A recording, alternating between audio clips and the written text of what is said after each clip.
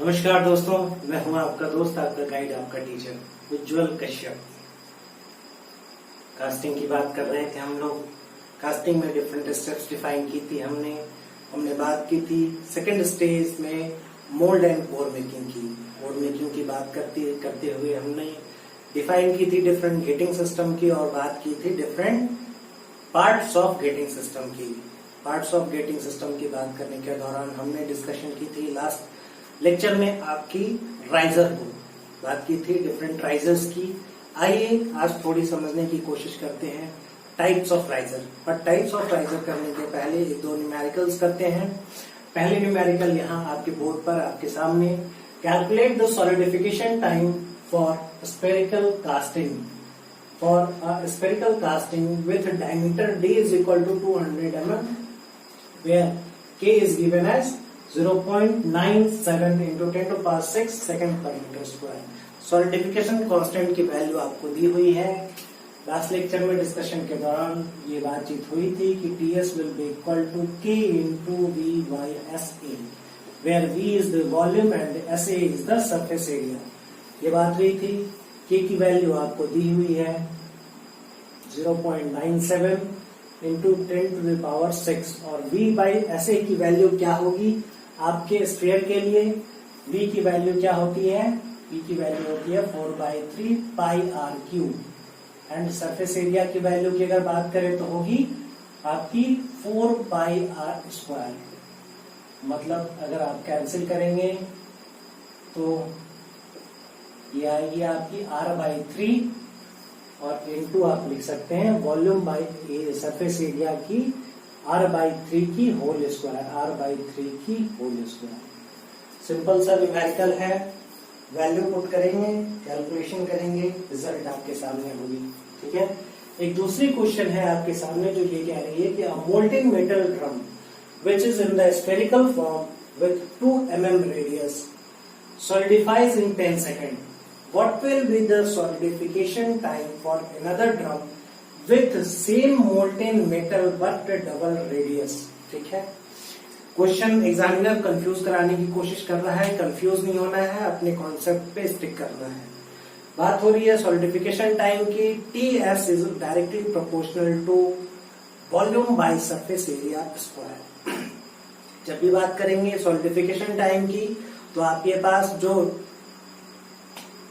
Defined आपके लिए mathematical relation है वो है Ts will be equal to K into volume by surface area का होल स्क्वायर। ठीक है। मतलब यहाँ तो कोई मतलब ही नहीं है कि आपकी वॉल्यूम सेम है या डिफरेंट है, तो परेशान नहीं होना है। डायरेक्ट रिलेशन लगाएंगे, आपकी रिजल्ट सामने आएगी। मतलब पहले केस में अगर बात करें T1 की तो T1 is directly proportional to क्या है, रेडियस दे रखी है। ठीक है। तो वॉल्यूम बाय सरफेस एरिया के रिलेशन आप निकाल सकते हैं बहुत आसानी से। r/3 की होल स्क्वायर आएगी फर्स्ट केस में। दूसरे केस की बात करें T2 की तो इट विल बी रिलेट पहली वैल्यू और r/3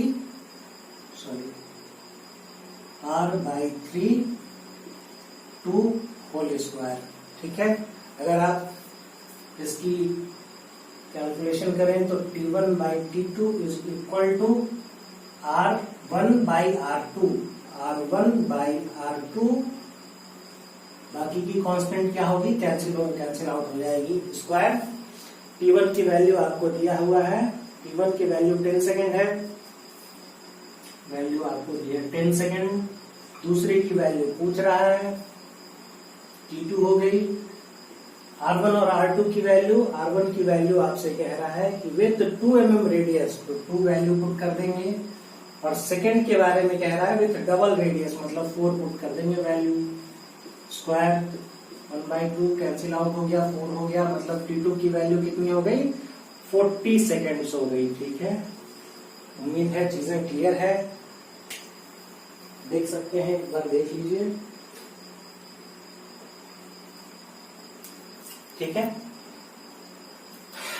हर लेक्चर में कुछ क्वेश्चंस करने की कोशिश करेंगे हम। न्यूमेरिकल पार्ट बहुत इंपॉर्टेंट है आपके गेट के लिए, इंजीनियरिंग सर्विस के लिए और इवन आपके यूनिवर्सिटी पेपर्स के लिए। काफी न्यूमेरिकल्स पूछे जाते हैं, तो प्रैक्टिस करते चलेंगे।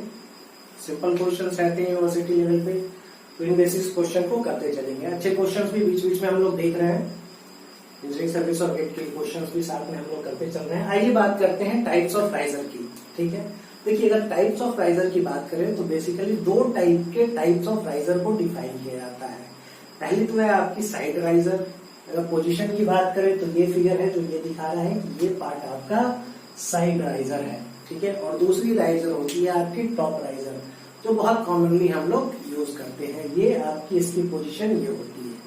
ठीक है, अगर बात करें हीट ट्रांसफर एरिया की, सरफेस एरिया की हीट ट्रांसफर सरफेस एरिया की अगर हम बात करें तो पहले केस में साइड राइजर के केस में आप देखिए आपके पास एक लोअर पार्ट है, एक अपर पार्ट है, और दूसरा कौन सा पार्ट है, ये सिलिंड्रिकल पार्ट है। टाइप्स ऑफ राइजर में हमने कंसीडर कर लिया है कि अब हम जो राइजर यूज करने जा रहे हैं वो सिलिंड्रिकल राइजर ही यूज करने जा रहे हैं, जो कि सेकंड बेस्ट स्टेप थी। ठीक है, फर्स्ट बेस्ट स्टेप क्या थी, स्फेरिकल थी, तो हमने कई पॉइंट्स के बेसिस पे रिजेक्ट कर दिया। पहली पॉइंट क्या थी, पॉइंट कॉन्टैक्ट। दूसरी पॉइंट क्या थी, availability of molten metal in the middle of sphere. ठीक है, और वहां दूसरी एक और पॉइंट ये भी थी आपकी कि जो कॉन्टैक्ट पॉइंट था आपके मोल्ड कैविटी की और आपके राइजर की, वो भी एक पॉइंट कॉन्टैक्ट था, जिसकी वजह से मतलब passing of liquid from the central part of your sphere to the mould cavity was a little bit difficult. ठीक है, तो काफी डिफिकल्ट था। ये दो पॉइंट्स के बेसिस पे हमने क्या किया था, रिजेक्ट किया था अपने स्फेरिकल ये को। एक और भी पॉइंट है, तीसरी पॉइंट आप ये कह सकते हैं कि there is a lot of manufacturing difficulties involve in creating a spherical riser. Spherical riser को क्रिएट करने में मैन्युफैक्चरिंग डिफिकल्टी बहुत ज्यादा है, मोल्डिंग में आप नहीं क्रिएट कर सकते हैं, उनको पार्ट वाइज क्रिएट करना पड़ेगा, जो कि काफी मुश्किल हो जाएगा। तो उम्मीद है चीजें क्लियर है। तो ये 2-3 पॉइंट के बेसिस पे हमने स्फेरिकल राइजर को अवॉइड किया था, निग्लेक्ट किया था, रिजेक्ट किया था, और हमने चूज किया था राइजर के लिए अपने सिलेंडर के पार्ट को। ठीक है, तो यहाँ हम लोग सिलेंड्रिकल के पार्ट पे ही डिस्कशन कर रहे हैं। पहली राइजर थी आपकी साइड राइजर, दूसरी थी टॉप राइजर। तो साइड राइजर की डिस्कशन हम कर रहे हैं। तो साइड राइजर में एक लोअर सरफेस एरिया है आपके पास, एक टॉप का एरिया है सरफेस जो क्रॉस सेक्शन है, और वर्टिकल कर्व्ड सरफेस एरिया है। मतलब अगर टोटल सरफेस एरिया की बात करें जहां से हीट ट्रांसफर पॉसिबल है तो आपकी होगी top and bottom 2 into π/4d², circular cross section area, and πdh is the curved surface area. πdh is the curved surface area. तो ये हो गई आपके साइड राइजर के केस में total surface area for available for heat transfer. अगर बात करें हम टॉप राइजर की तो आपके पास यहाँ एक टॉप का जो सर्कुलर क्रॉस सेक्शन एरिया है वो अवेलेबल है, और ये कर्व्ड एरिया अवेलेबल है, और ये कर्व्ड एरिया अवेलेबल है आपके हीट ट्रांसफर के लिए। मतलब ये total surface area available for heat transfer will be π/4d² plus πdh। एक one part upper part and the circular curved surface area. तो ये हो गई आपकी हीट ट्रांसफर अवेलेबल एरिया। ये दोनों मेजर डिफरेंस हो गई दोनों की। अगर कुछ और पॉइंट्स के बेसिस पे बात करें तो साइड राइजर को जनरली हम लोग यूज करते हैं for bottom getting. Bottom getting को यूज करने की वजह ये है कि यहाँ जो अनफेवरेबल टेम्परेचर ग्रेडियंट हो जाते हैं, यहाँ अनफेवरेबल टेम्परेचर ग्रेडियंट की प्रेजेंस होती है आपके बॉटम गेटिंग सिस्टम में, जिससे ये कॉम्पेंसेट कर सकता है। ठीक है, यहाँ देखिए preferred for bottom getting which reduces the unfavourable temperature gradient for more depth of cavity. More depth of cavity के प्रेजेंस की वजह से बॉटम गेटिंग में क्या आप नीचे लोअर पॉइंट पे गेट को ये कराते हैं, ठीक है, एंट्री कराते हैं गेट से मोल्टेन मेटल की अपने मोल्ड कैविटी में। तो ये जो लोअर डेप्थ है ना, हाइयर डेप्थ की वजह से यहाँ अनफेवरेबल टेम्परेचर ग्रेडियंट क्रिएट होता है, जिसकी वजह से आप यूज कर सकते हैं इस केस में साइड राइजर्स को। ठीक है, उम्मीद है क्लियर है। बट अगर बात करें टोटल सरफेस एरिया कम होती है, इस वजह से जो हीट लॉस होता है वो कम होता है। तो जो आइडियल राइजर है वो आपके लिए मोर प्रेफरेबल होगा हमेशा टॉप राइजर। ठीक है, तो मोर प्रेफरेबल है आपके पास आपका टॉप राइजर। एक और कंडीशन है, उसकी डिस्कशन करने की कोशिश करते हैं, समझने की कोशिश करेंगे। Condition for minimum surface area और maximum solidification time for a cylindrical riser.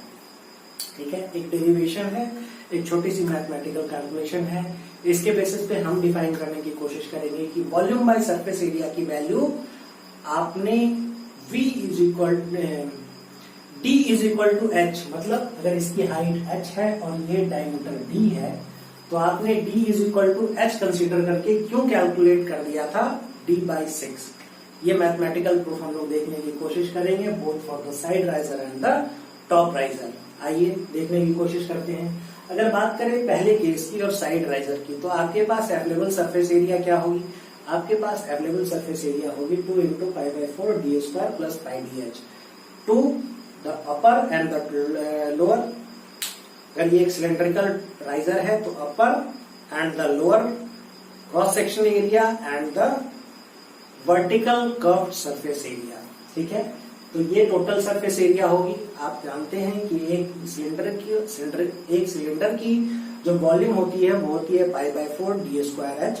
तो यहां से एक रिलेशन आप निकाल सकते हैं कि h will be equal to 4v/πd²। ठीक है, मतलब अगर इस h की वैल्यू को हम यहाँ पुट करें तो सरफेस एरिया की वैल्यू आप लिख सकते हैं 2 × π/4 × d² प्लस π × d × 4h के बदले h को रिप्लेस कर रहे हैं जिससे 4v/π d²। ठीक है, अब जो चीजें कैंसिल आउट हो रही है उसे कैंसिल आउट करेंगे। ठीक है, और फाइनल इक्वेशन लिखेंगे surface area will be equal to 2 × इसे कैंसिल आउट कर लीजिए π/2 d² प्लस 4v/d।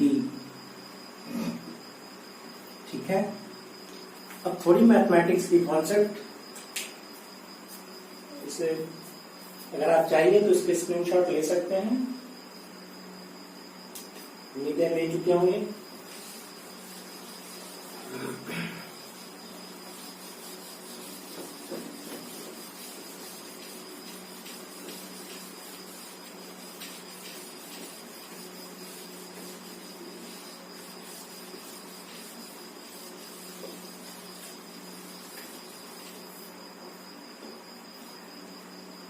मैथ्स के बेसिक कॉन्सेप्ट से आप ये जानते हैं, मैथ्स के बेसिक कॉन्सेप्ट से आप इस बात को समझते हैं कि कोई भी कर्व है अगर, ठीक है, कोई भी कर्व है तो इसके मैक्सिमम पॉइंट पे क्या होगी? इसकी फर्स्ट डेरिवेटिव 0 होगी। मतलब अगर ये y is equal to fx है तो you can write dy/dx will be equal to 0 at this point, at the maximum point। ठीक है, इसी तरीके से किसी कर्व के minimum point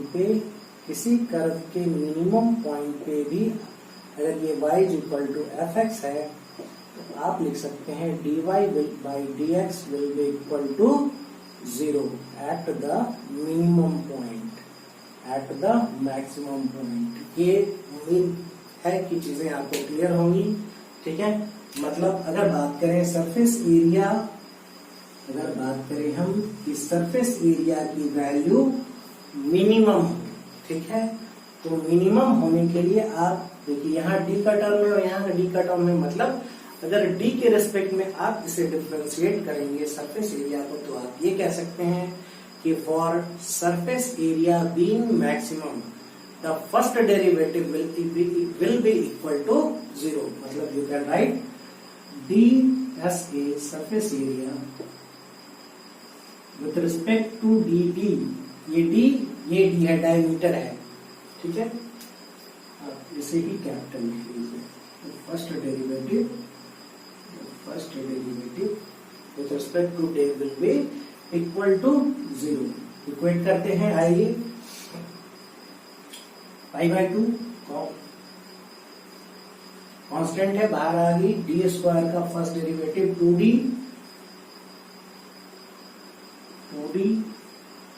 plus 4b common है, बाहर 4b कांस्टेंट है, बाहर आ गया। 1/d स्क्वायर का डेरिवेटिव हो जाएगा आपका d का -1 डिवाइड बाय -1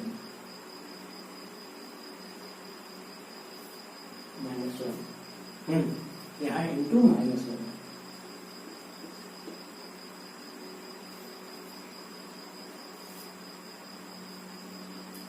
ठीक है, उम्मीद है क्लियर है।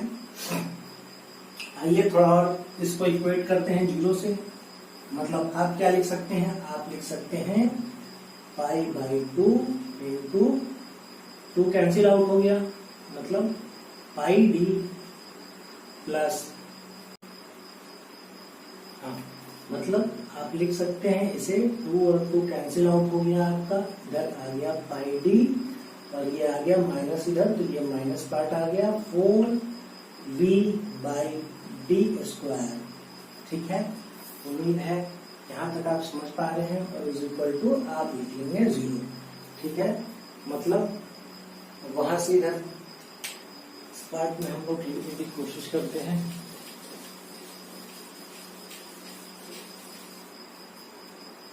ठीक है, इस इक्वेशन को आप रिराइट कर सकते हैं इस तरीके से कि 4v will be equal to πd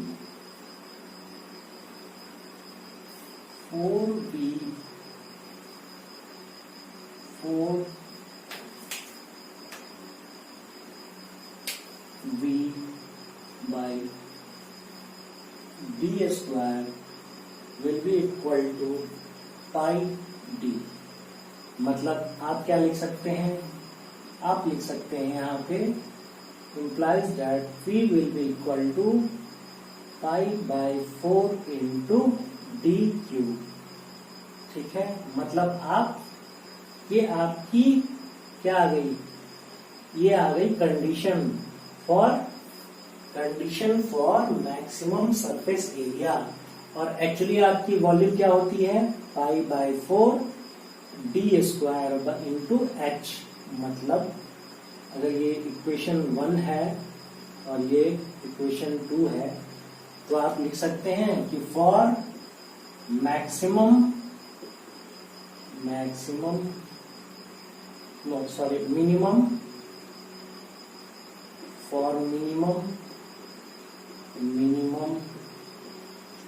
surface area for minimum surface area from equation 1 and 2 आप इक्वेट कर सकते हैं दोनों को। मतलब आप लिख सकते हैं π/4 into dq will be equal to π/4 into d square into h। ये लिख सकते हैं आप। मतलब ये d स्क्वायर, ये और ये पार्ट कैंसिल आउट हो गया, मतलब d will be equal to h। और यही कंसिडरेशन आपने की थी फॉर कैलकुलेटिंग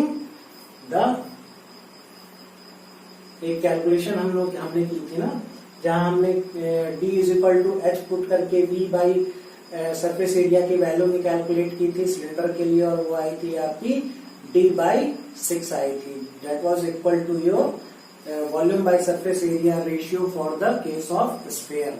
याद है, ये केस हमने डिस्कस की थी। वहां पे यहाँ d की वैल्यू क्या आ गई, h के बराबर आ गई। ये आपकी कंडीशन हो गई।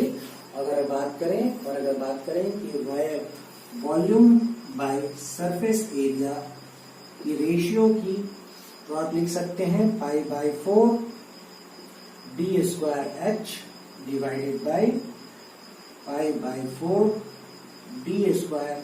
साइड राइजर की बात कर रहे हैं हम, हमारे पास surface area 2 into π/4 plus d square है प्लस πdh है। ठीक है, आप वैल्यू पुट करेंगे d is equal to h और फाइनल वैल्यू आएगी आपकी π/4 into d square into d divided by π/4 by 2 d square plus pi d square. Pi cancel out हो गया, ठीक है, डी स्क्वायर कैंसिल आउट हो गया, ठीक है। यहाँ 2 है तो आप यहाँ 2 मेंशन कर सकते हैं, यहाँ 2 लिख सकते हैं, ठीक है।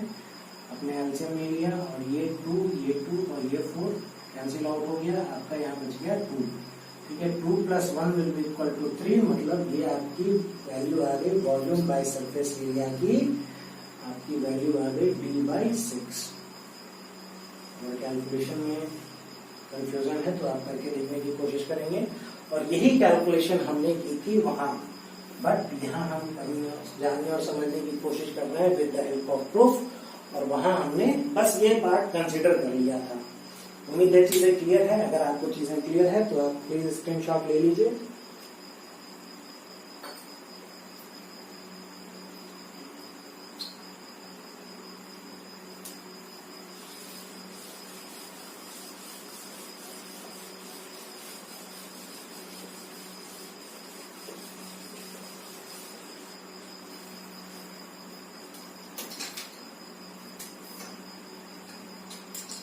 आइए केस 2 की डिस्कशन करते हैं हम लोग। केस 2 को समझने की कोशिश करते हैं for the case of top riser. ठीक है, टॉप राइजर के लिए आपके सरफेस एरिया की वैल्यू क्या होगी?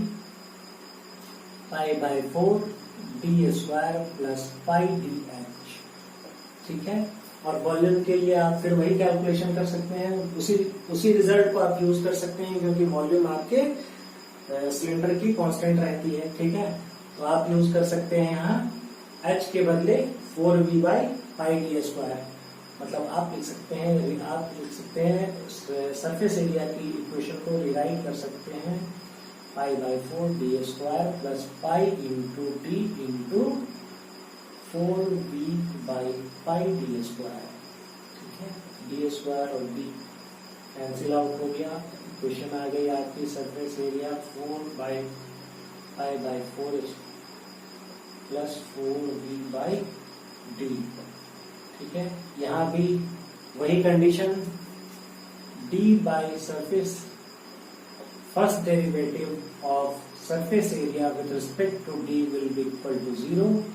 आप वैल्यू पुट करेंगे यहाँ पे π/4 इंटू 2d प्लस 4b into d to the power -1 into -1। इसे इक्वेट कर रहे थे हम लोग, और ये कैलकुलेशन की आपकी आएगी π/2 इंटू d, माइनस का 1 यहाँ आ गया, माइनस का into 4b into 4v/d², d² will be equal to 0। मतलब आप लिख सकते हैं, क्या आप लिख सकते हैं π/2d will be equal to 4v/d², ठीक है। मतलब आप इस इक्वेशन को इस तरीके से फिर भी राइट कर सकते हैं, v will be equal to 2 यहाँ आया, मतलब π/8, d यहाँ आया d³। अगर इसे 1 कहें और वॉल्यूम के एक्चुअल इक्वेशन से π/4 d² h से अगर आप इक्वेट करें यहाँ, तो h की वैल्यू अगर इक्वेट करेंगे तो h की वैल्यू कितनी आएगी? h की वैल्यू आएगी आपकी d/2।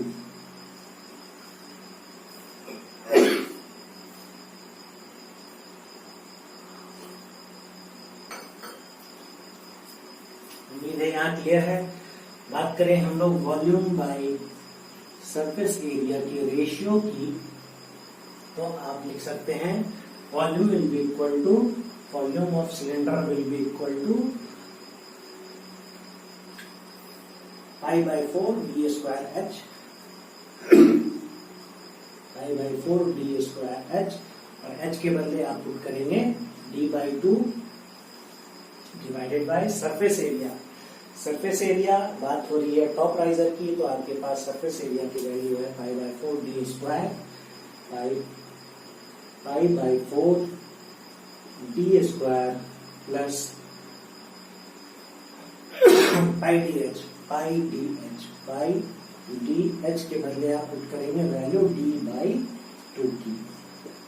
ठीक है, जब इसकी कैलकुलेशन करेंगे, कैंसिल आउट करेंगे, पाई पाई पाई कैंसिल आउट हो गया,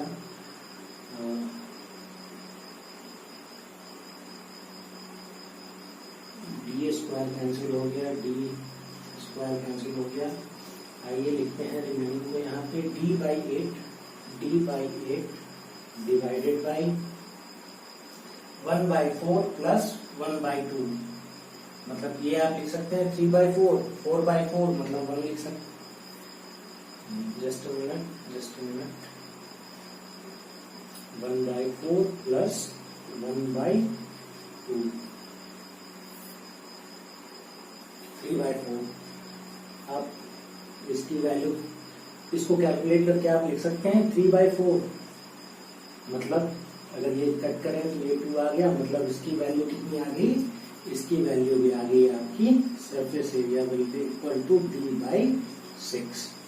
तो देखिए both the cases, for both the cases value कितनी आ रही है आपकी, surface area by volume by surface area की वैल्यू आ रही है आपकी D by 6 for side riser as well as for top riser.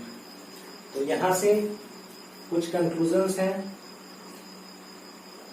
Conclusions क्या है? कंक्लूजन ये है कि पहली केस जब आप साइड राइजर यूज करेंगे तो आपकी वैल्यू आएगी ये हाइट की जो वैल्यू आएगी वो डायमीटर के इक्वल आएगी for the case of side riser, but for the case of top riser आपकी जो वैल्यू आ रही है हाइट की that will be equal to diameter का half of the diameter. But अगर बात करें वॉल्यूम बाय सरफेस एरिया की रेशियो की, तो for both the cases of top riser and bottom riser, top riser and side riser, the volume by surface area ratio is equal to D by 6। उम्मीद है चीजें clear है। कुछ और discussion है करेंगे अगली क्लास में, देखेंगे आगे कुछ न्यूमेरिकल सॉल्व करेंगे और चीजों को और ब्रॉडली बात करने की कोशिश करेंगे। उम्मीद है चीजें आपको समझ आ रही है। अगर समझ आ रही है, चीजें समझ आ रही है, पसंद आ रही है तो कृपया लाइक करें, शेयर करें, सब्सक्राइब करें। Thank you. जय हिंद।